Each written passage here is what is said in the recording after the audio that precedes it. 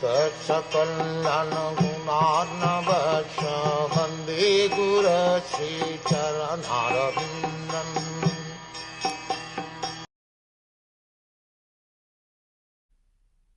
What are the opulences of the great mystics, and what is their ultimate realization?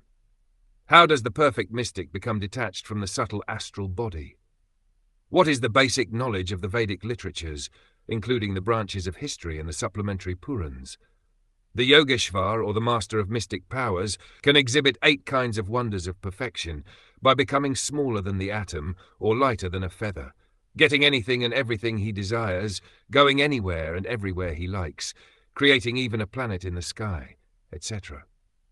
There are many Yogeshvars having different proficiencies in these wonderful powers, and the topmost of all of them is Lord Shiva. Lord Shiva is the greatest yogi, and he can perform such wonderful things, far beyond the ordinary living beings. The devotees of the Lord, the Supreme Personality of Godhead, do not directly practice the process of mystic powers, but by the grace of the Lord, his devotee can defeat even a great Yogeshvar like Durvasa Muni, who picked a quarrel with Maharaj Ambarish and wanted to show the wonderful achievements of his mystic powers. Maharaj Ambarisha was a pure devotee of the Lord, and thus without any effort on his part, the Lord saved him from the wrath of Yogeshvar Durvasa Muni, and the latter was obliged to beg pardon from the king.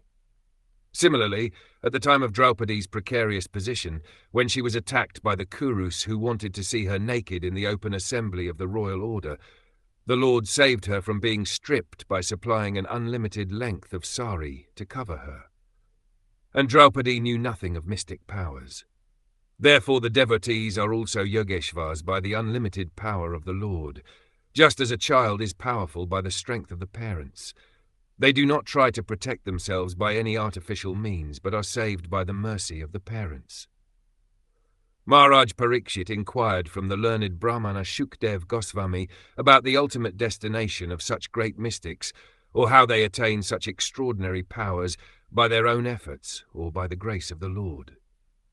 He inquired also about their detachment from the subtle and gross material bodies. He inquired also about the purports of the Vedic knowledge. As stated in the Bhagavad Gita, the whole purport of all the Vedas is to know the Supreme Personality of Godhead and thus become a transcendental loving servant of the Lord.